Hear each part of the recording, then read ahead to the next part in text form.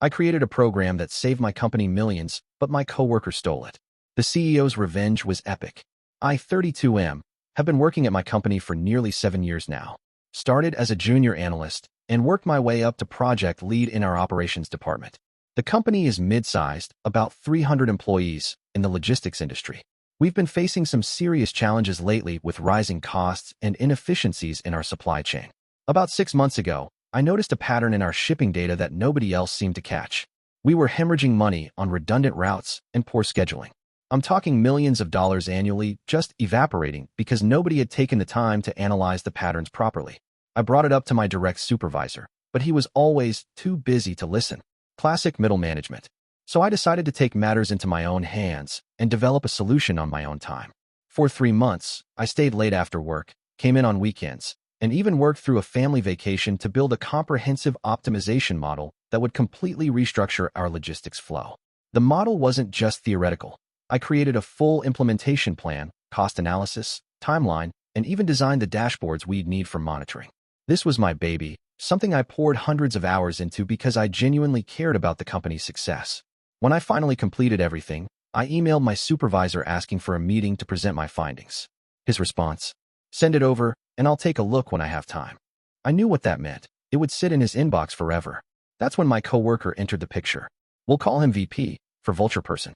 VP sits in the cubicle next to mine and has always had a reputation for being ambitious, but not particularly competent or creative. He's been with the company longer than me, almost 10 years, but has remained in the same position while watching others get promoted around him.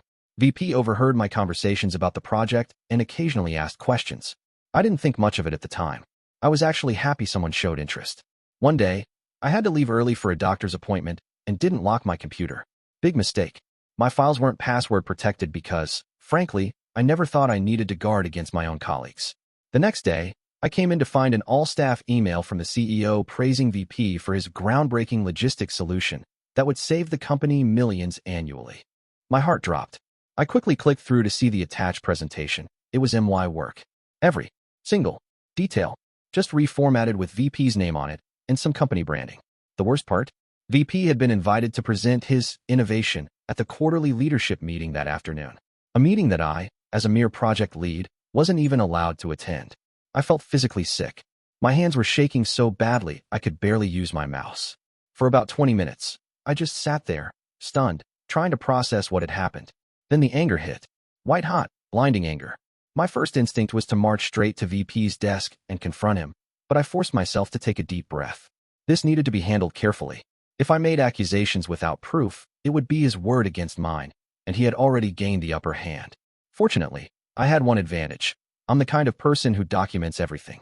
Each version of my model was saved with timestamps. I had emails to my personal account with drafts. I even had the original scribbled notes from when the idea first came to me during a late-night coffee run. Most importantly, I had something VP couldn't possibly have, a deep understanding of how the model actually worked. VP might have stolen the presentation, but he didn't build the system. He wouldn't understand the nuances, the edge cases, or the mathematical principles behind it. I quickly gathered all my evidence, organized it chronologically, and prepared a simple but comprehensive document showing my ownership. Then I did something risky. I emailed the CEO directly. The email was brief and professional. I explained that there had been a misunderstanding regarding the logistics solution and that I had evidence proving I was the original creator. I requested just 5 minutes of his time before the leadership meeting to present this evidence. I didn't accuse VP directly or use emotional language, just facts. To my surprise, the CEO responded within minutes. My office. 30 minutes. Those 30 minutes were the longest of my professional life. I triple-checked my evidence, rehearsed what I would say, and tried to keep my emotions in check. This wasn't about revenge. It was about recognition for work that could genuinely help the company. When I entered the CEO's office, he wasn't alone. The COO was there, along with the head of HR. They looked serious, but not hostile. The CEO gestured for me to sit down. "You have 5 minutes," he said. "Make your case." I didn't waste time with a long introduction. I simply opened my laptop, showed them the original files with their creation dates, walked them through my development process, and demonstrated how each element evolved. I showed emails, notes, and earlier versions. Then I did something I hadn't planned. I pulled up a specific section of the model that contained a deliberately complex algorithm.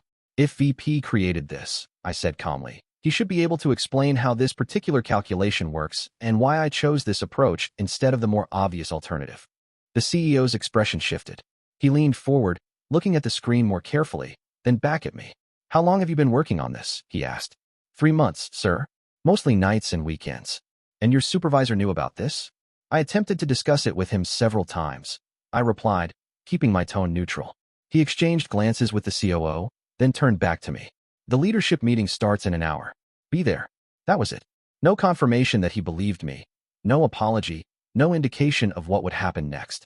Just an invitation to a meeting I normally wouldn't be allowed to attend. For the next hour, I nervously waited at my desk, trying to look busy while my mind raced with possibilities. VP was nowhere to be seen. When the time came, I walked to the conference room, heart pounding. As I approached, I could see through the glass walls that everyone was already seated, the entire leadership team, about 15 people in total. VP was there, sitting near the head of the table, looking confident.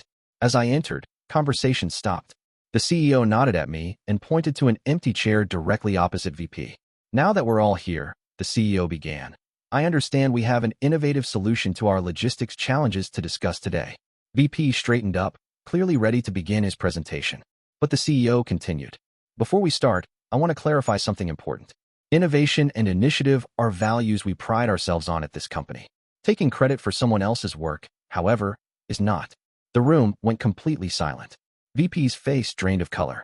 It has come to my attention, the CEO continued, that the logistics solution we're about to discuss was not developed by VP, but by our project lead sitting across from him. VP immediately started protesting, claiming I had stolen his idea, that he had been working on it for months. The CEO raised his hand, silencing him. VP, can you explain to us how the modified Dijkstra algorithm in Section 4 has been adapted to account for variable fuel costs across different transportation modes? VP stammered, clearly having no idea what the CEO was talking about. The CEO turned to me. Can you explain it? I did, simply and clearly, along with explaining my rationale for several other technical decisions in the model. The CEO nodded, then addressed the room. I believe we have our answer. VP, please leave the meeting. We'll discuss your situation separately. VP stood up, face now flushed with anger and embarrassment, and walked out without another word. Now, the CEO turned to me. I'd like you to present your solution from the beginning. For the next hour, I walked the leadership team through my entire model. The reception was incredible, thoughtful questions, genuine engagement, and visible excitement about the potential impact. The COO actually interrupted at one point to calculate the projected savings on her calculator, letting out a low whistle when she saw the number. At the end of the meeting, the CEO thanked me and asked me to wait while the others filed out. When we were alone, he closed the door. I owe you an apology, he said. We should have systems in place to ensure good ideas aren't lost in the hierarchy. I nodded, unsure what to say. Your supervisor will be reassigned. VP has been terminated effective immediately, and we'd like to create a new position for you, Director of Operational Innovation, reporting directly to the COO. The compensation package will reflect both the importance of the role and our appreciation for your initiative. I was stunned. This was beyond anything I had hoped for. Additionally, he continued, you'll receive a percentage of the verified savings from your model for the first 2 years of implementation. Consider it both incentive and recognition. A week later, it was official. My solution was implemented company-wide, with me leading the transition team. The projected savings were even higher than my initial estimates, close to $4.2 million in the first year alone. My new office is on the executive floor. My former supervisor now reports to me, which is awkward but manageable. And I received a company-wide email from the CEO recognizing my contribution, which has been printed and framed on my wall. As for VP, I heard he's had trouble finding a new position. Turns out, the CEO made some calls to counterparts at other companies in our industry. Word spreads fast. The most satisfying part wasn't the promotion or even the recognition. It was the moment in that meeting when the CEO asked that technical question, the moment when everyone in the room realized exactly what had happened and justice was served in real time. I still work late sometimes, still chase new ideas and optimizations. But now my computer is always locked when I step away, even for a minute. And I've learned an important lesson. Your work speaks for itself, but sometimes you need to fight to make sure it's speaking in your name.